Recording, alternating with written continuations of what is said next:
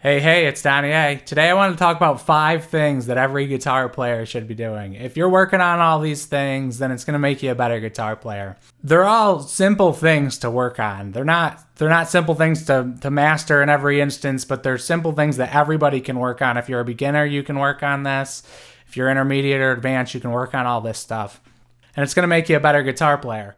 I'm going to start on number 5. I just think of it as going back and forth between two things. So if you're learning something new, you come upon something that's difficult to play. If you're a beginner, maybe that's adding a bar chord in.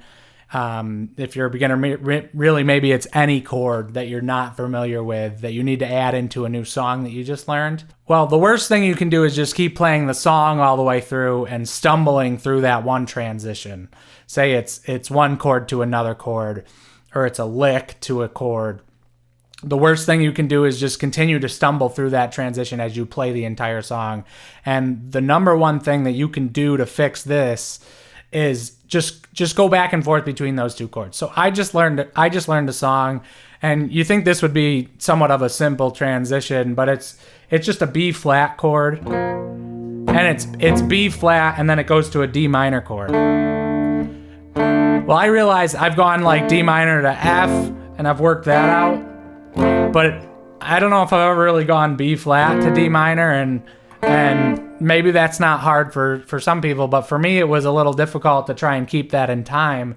So the trick is really just go back and forth between the two chords that you're having trouble with.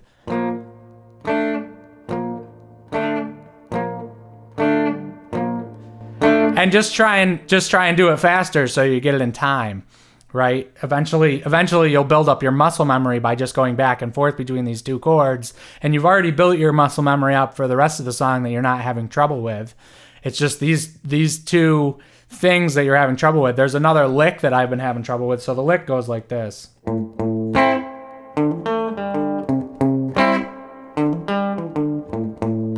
then it starts over again. But the problem that I'm having trouble with, it's not the lick that I'm having trouble with, it's jumping out of the lick. So that lick ends and it goes to the A minor chord. So it's the second part of it that goes. And it jumps right into that A minor chord, and then it goes into the lyrics of the verse. So what I've been having trouble with is jumping from that lick that's in the intro to the A minor chord and jumping right into those lyrics, because I hit that A minor chord. I either hit it sloppy or I don't hit it clean.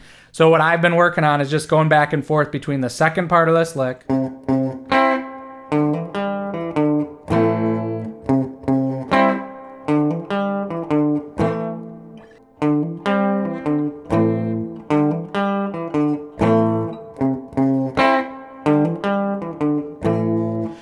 and it probably shouldn't be that hard, isn't that hard for some people, but for me it's just been difficult to get to that A minor chord.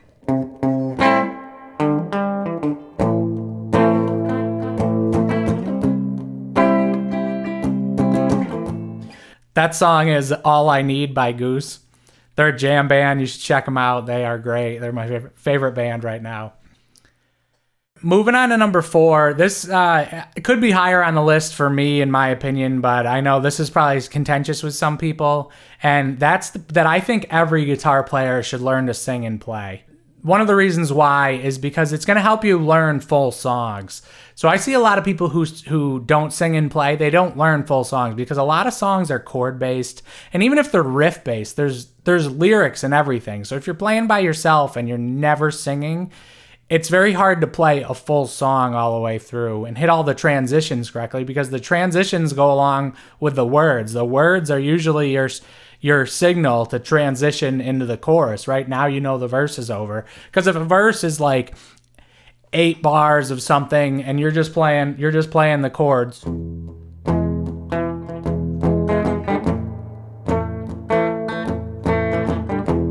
and you do that for 8, like, are you counting through that to 8 in your head? Or 10 if there's a little like intro of two times through that, and then it's 8 bars of lyrics, and then you're gonna do 8 bars of that, and then go into, the pre-chorus.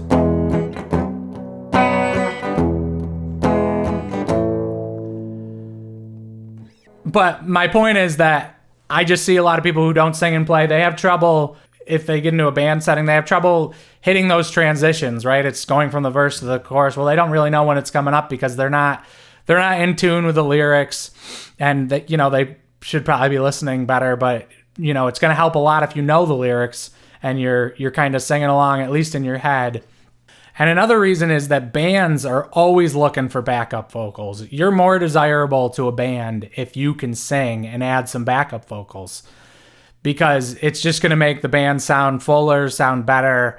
It's more enjoyable when you have a chorus and you have two people singing, or multiple people in the band singing. You can add a lot of depth to the sound of the band, and you're going to be more desirable to a band if you have backup vocals. But even if you don't want to sing in front of anybody, which is fine too, it's just good. It's going to help you work on vocal melodies. It's going to help you develop your ear, because you're going to be working on these melodies over the chords that you're going to play. You have to sing in tune with your guitar, so you're going to have to work on all that. It's going to help develop your ear and just make you a better overall player by being able to sing and play.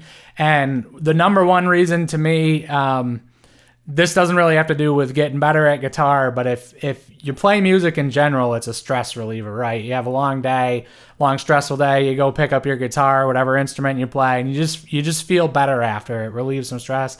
Well, you work on singing and you go down and you belt out 5 songs after a long, hard day, and you're playing along. It's gonna make you feel amazing after, right? You're gonna feel great. And it's the number one stress reliever for me, and probably in the world, in my opinion, is to just be able to play music and sing along. And another thing, if you're singing along, you can sing the verse, chorus, and then you can add a jam to any song. I did a lesson on how you can set that up with a looper pedal. I'm going to link that right here, but you add a jam to any song that you want, so you can sing the verse, sing through the whole song, add a jam section, work on your soloing. So you're working on your singing, your rhythm, and your soloing all at the same time. It's some of the most fun that you can have playing guitar by yourself. It's the closest you can really get to playing with a band by yourself, besides just putting on a backing track of something. But you're making all the music by yourself, doing it that way, and that's a lot of fun too. Number 3 on my list is not a difficult concept, but it can be difficult for people. So if you're a beginner, you have a lot of trouble getting your strumming hand comfortable, right? And you're doing a lot of work with that. So to move anything else on your body while you're doing that can be difficult, because all your focus is trying to get your hands right. Well, if you start this from the beginning, or even if you start doing it when you're a little more advanced, intermediate, it's still going to help. And it's just to tap your feet while you're playing. So anything you play, you should be tapping your feet to the rhythm, or bobbing your head. I like to, bob my head or move my body more if I'm standing up, but if I'm sitting down, it's a lot easier to tap my feet, and it's going to help you stay in time more. So I realized when I started playing with a metronome, and I don't practice with a metronome a ton. I really only did it when I went to record stuff, because it's like, okay, I really have to be in time here.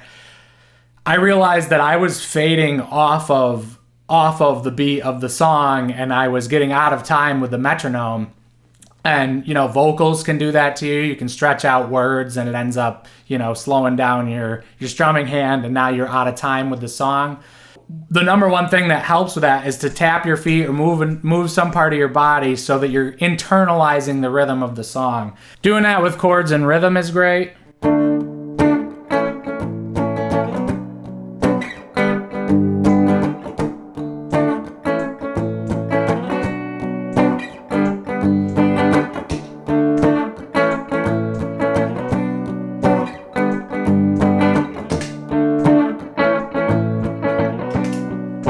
Doing it with lead is great too.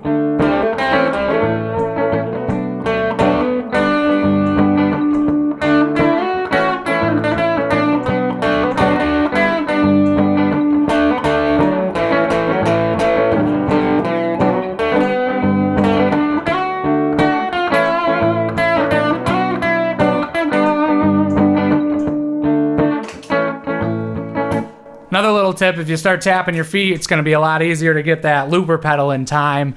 That's something I had a lot of trouble with when I was beginning. just because you want to hit the loop right on the 1 of the beat and then on the 1 again so that it has a perfect loop through. So if you're tapping your feet, you're internalizing that rhythm, you're going to get your looper pedal set up straight and set up right. Looper pedal, that's a little bonus tip. That's another thing I think every guitar player should be playing with if you're playing solo. I think it's one of the best tools you can have as a guitar player, but that wasn't technically on the list.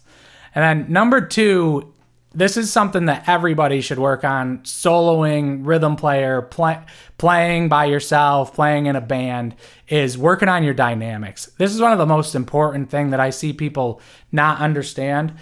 And dynamics, I should explain if you don't know, dynamics is just the volume range that you're playing with. So you could be playing really quiet, you could be playing really loud. Well, a lot of people, beginners especially, but even more advanced people, they have just a heavy strumming hand and it's always heavy. So they're just always strumming heavy. They're always strumming all 6 strings. And you don't have to do that. And you shouldn't do that. It's less pleasing to the listener. So one of the number 1 things you need to work on is palm muting. And that's just putting your hand on the bridge and covering the strings. So if you're not covering the strings, it's this loud. And then the further up the strings you go, the more it deadens it. So that's something you can work on, and that changes your tone and brings your volume down so you can control your volume. And with palm muting, you don't have to strum all the strings. So you can just strum the low strings. You can just strum the high strings. You can just strum the middle strings. Or you can strum all of them. However you want to do it, but you're going to add more feel to your song. If you're in a band, you're going to get out of the way, right? So if you have 2 guitar players, the other guitar player is about to take a solo, you don't want to be heavy strumming the whole time, because then they're going to have to turn up. They're going to have to crank everything up to get over you, and then everybody's going to be fighting each other. What you want to do is sit back in the pocket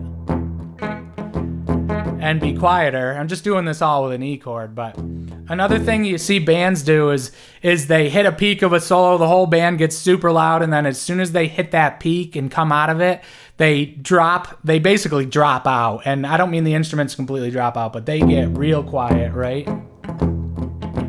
And the whole band gets really quiet, and then that changes the whole feel of the song. And then they build it back up as they go right before they get back into the chorus or whatever. And it sounds great, right? It's just a great dynamic trick to really bring the levels of the song up and you bring the crowd up with the peaked solo, and then you bring them back down, and then you bring them right back up by going into the chorus. And that would just be something like, every bar you just get a little louder.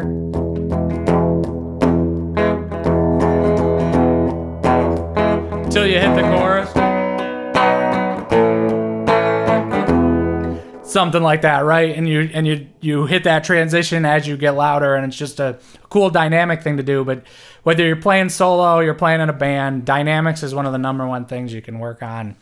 And then the actual number 1 thing on this list is to learn something new every time you pick up the guitar, because the more things you learn, the more invested, the more interested, the more challenged and motivated you're going to be to continue picking up this instrument. So the number 1 thing you do every time you pick it up, spend 5, 10, 15 minutes learning something new, and then you can go into playing the things you already know and have fun with it. But if you learn a new technique, you learn some more music theory, you learn a new chord, you learn a new song, you learn a new style of music, whether that be finger picking or a new solo, new scale, anything. There's endless things that you can learn on this instrument. No matter how good you are, you can always learn something else. There's nobody that's mastered the entire thing. You have people like John Mayer, Joe Bonamassa that are absolutely monster guitar players, but I'd be willing to bet they can't play the way Tommy Emmanuel does, right? With that Travis picking, basically being a full band by himself, doing the bass notes, the melody, the lead.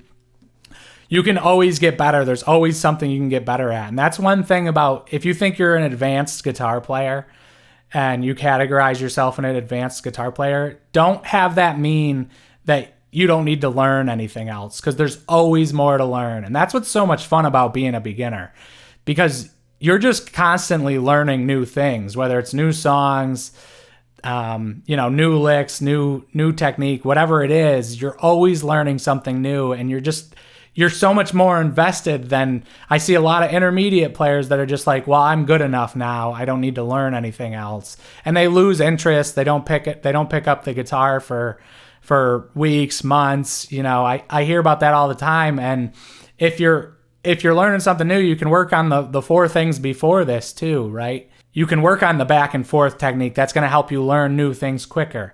You can work on singing and playing. You can always get better at singing. That's another thing you can learn. You can always get better at singing, no matter how good you think you are. You can always get better at that too, so you can always work on that. You can always work on singing over harder things that you're playing on the guitar. You can always work on tapping your feet and improving your timing. That's always something you can do. If you do that all the time when you play, you're always making sure your timing's on point. You can always make your dynamics better, make the feel of the song better. You can always make things sound better. You can always, you know, learn new sounds on the guitar, learn new intervals that you haven't played together, new chords you haven't played together, see if they sound good. There's always things that are going to keep you challenged, keep you interested, and keep you motivated. And once you stop learning things on the guitar and you just keep playing the new things all the time, that's when you're going to plateau. That's when you're going to get bored. That's when you're not going to want to pick it up, and you're not going to be motivated to pick it up. So if you always learn something new, keep being motivated, then you're going to keep playing, and you're going to impress yourself. You're going to keep getting better. And if you do something consistently every day for a year, you're going to be exponentially better over that year. You do something better for 2 years, 3 years, 5 years, 10 years, you are going to be so much better if you just keep learning. Even if it's 5 to 10 minutes a day, that's all it's going to take to just be exponentially better at this instrument. And when you get better, you get more confident. You want to play in front of people. You want to have more fun with it. You want to keep picking it up. So I can't recommend that one enough, is just keep learning. Make sure you don't plateau and just keep learning. If you like this video, please hit subscribe. I'd really appreciate it. Thanks for watching. I'll talk to you soon.